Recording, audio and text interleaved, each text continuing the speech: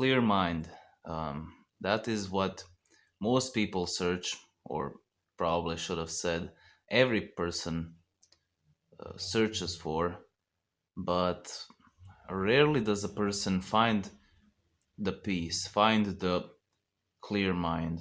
Most people don't even know what clear mind is and what is it in relation to anxiety and overthinking.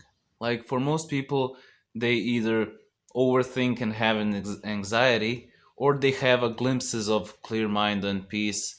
And so that's how you know clear mind and peace, because you experience states, let's say for now, of clear mind and clear mindedness and peacefulness.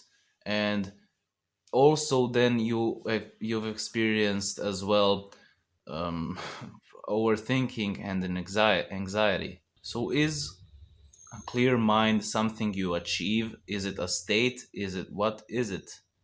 And I would like to start off with first seeing what anxiety and overthinking is, because when we realize what that is, then what remains is clear mindedness and clear mind, because uh, what is a full mind? A full mind is clear mind with the anxiety and overthinking. And when there is no anxiety and overthinking, clear mind is what is. So, what is overthinking? What is anxiety? Anxiety is, you could say, tons of thoughts with negative stories that come up, and that really um, it feels like it's threatening your survival. Like you have a thought that says, um, I don't know, I'm not good looking, or she doesn't like me, or they don't like me, or whatever. I don't know what. Uh, yeah, you can basically have whatever you want for um, anxious thoughts. So most every person has different stories that are really uh, locking them down, and that are constantly in their mind, and that are basically limiting you, and you feel awful. That's maybe why you don't have much energy as well, because overthinking takes a lot of energy. It kind of gets you in the state of constant, you're on the edge, and you're constantly drained, really. You're drained from life, from energy, because overthinking and anxiety is draining it a lot. So to get rid of anxiety and overthinking, you have to notice what it is. It is only stories of the mind. They are stories that the mind creates because it thinks that they are going to help you with survival. Like the thought that says she doesn't like you, that comes up because your mind is conditioned to think that that thought will help you to realize that she is somehow important, and for your survival, of course, and that you have to focus on her or them or whatever. Or in other words, your mind is controlling you instead of you using the mind for your survival. Like your mind can be a great tool, but somehow your mind is using you. Your mind is dictating what it gives to you, what thoughts what thoughts come up and stuff, what stories what stories you identify with. It's completely on the mind. So you're literally a slave to the mind. And clear mind is when you're not attached to any stories, and when the stories don't really affect you. Like you can have thoughts, and you can even have a thought that says, she doesn't like me, or I'm not successful, or I'm a failure, or whatever.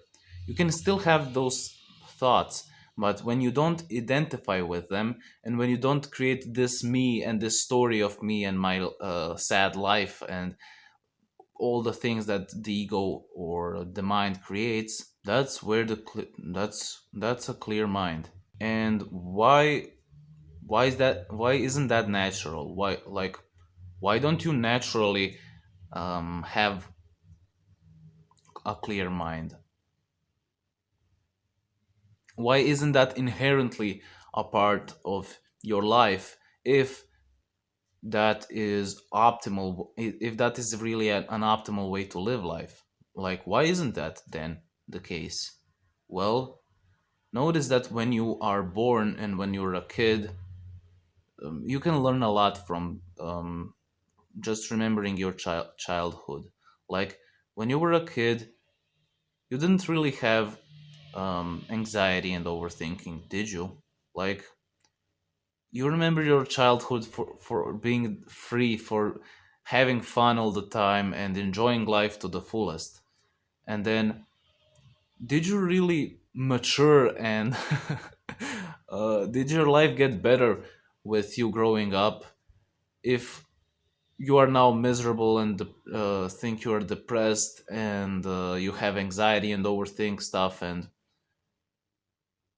did you really grow up, or did you just get attached to things? Like, you got attached to success, you got attached to having a girlfriend or a boyfriend, or non-binary, whatever you want, having a family, maybe a stable job, or status. It doesn't really matter. You can get attached to a million different things. But the point is that somewhere on the road, you got you got programmed, your mind got programmed to think that these things matter and that these things are necessary for your happiness and your survival. So you get attached to those stories, and of course mind tries to help you. And if there is no cohesion, if you're not aware of your mind, and if the mind is doing one thing and you're doing another thing, then obviously there is a conflict. Your mind is trying to give you thoughts that it thinks that will help you with your survival, but it's only making you miserable and depressed.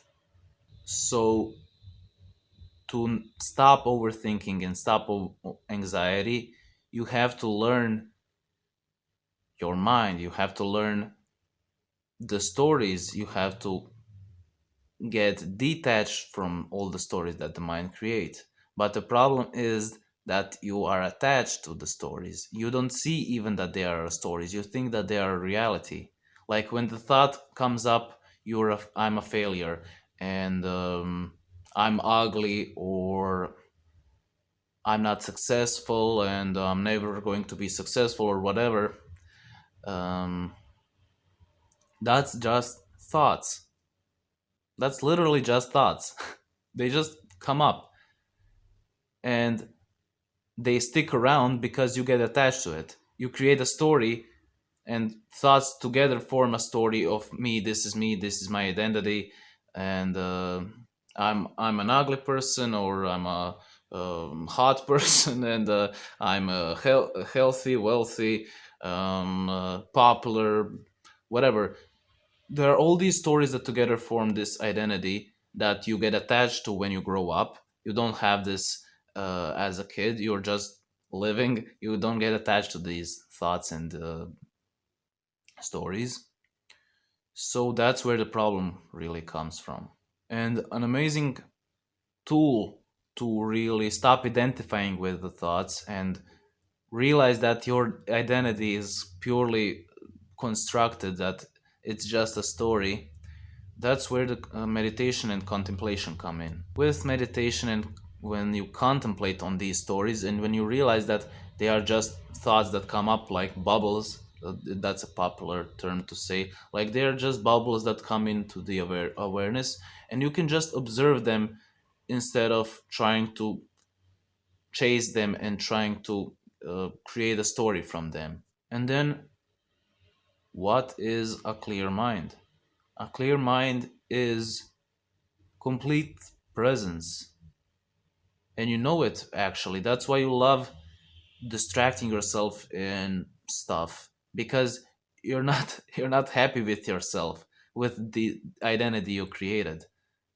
You want to distract yourself in music, in eating, in video games, in social media.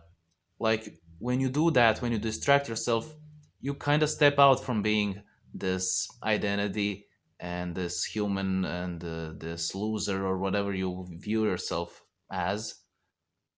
You stop being all of those things and you just are. You are without any attachment, without any label. You're only depressed and sad and anxious and all of those things when you think. And your mind is trying to, like I said, help you and give you thoughts because it thinks it's helping you. So to know peace, so to know clear mind, you just have to be aware. You just have to be without thoughts. You can literally give up thoughts. You can literally not have any thought. That maybe sounds absurd, but notice your childhood. Notice that when you were a kid, you could literally do something and be fully immersed into the thing, into the being of the doing itself. Like there is no you anymore, it's just being. And you can also have thoughts, but only when they are helpful to you, not when not that you overthink and stuff. Notice that when you were a kid, that you could be fully immersed into something and into life itself completely by just your everyday life,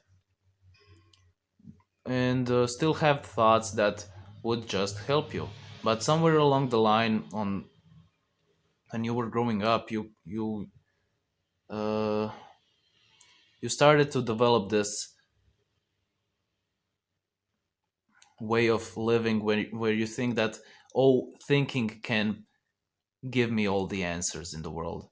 And that's really the problem with today's society. Like we think that thinking can improve our life in any way. Like yes, thinking can help us with science and it can be useful to create a better survival, but it also can be not useful. And when you're attached to thinking and when you think that thinking is the way of life, like you just need to think all the time, then that's where your problem comes.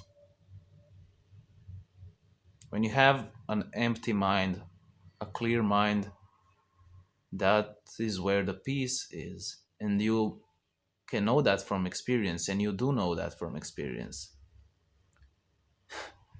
But paradoxically, the stories and the thinking is defended now by the mind. Like your mind can say, "Oh, he's wrong." Like literally, mind is defending itself,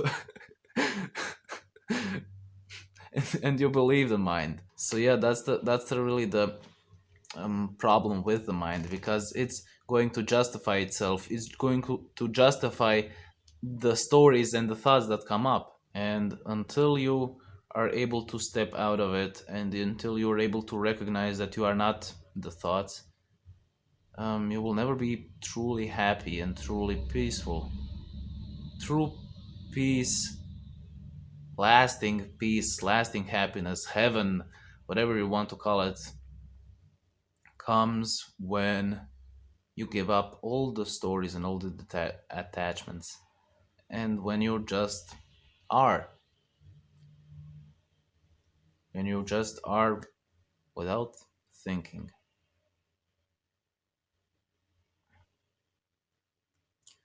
It's interesting to see that the Bible has um, uh, some connections to spirituality in a way that, um, like, It says that only if you are a child you can come into the kingdom of heaven, whatever. You can see it as a metaphor. Like, if you're literally as a kid, if you don't have any attachments and if you're clear minded, that's where the heaven is. That's where the eternal joy comes from. That is heaven, right? Isn't heaven the perfect place? Well, that place is within you. And you think that heaven comes when you die, but you can notice and have the perfect place right here. Literally perfect. But only when you become a child again, when you give up all the attachments you have. And that brings us to the end of the video. It seems.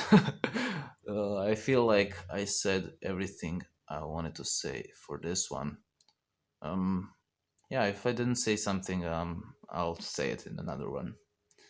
Um, if you have any more questions, be sure to post them down below, as I will be answering them. And basically, that's it. If you want, you can give me a like and a comment if you, of course, enjoy the video, for the algorithm. Yeah. And subscribe if you're new so you don't miss when I'll be posting out other videos. And it's really helping the channel grow. So, yeah. That's it. Hope you enjoyed it, and see you in the next one. Bye.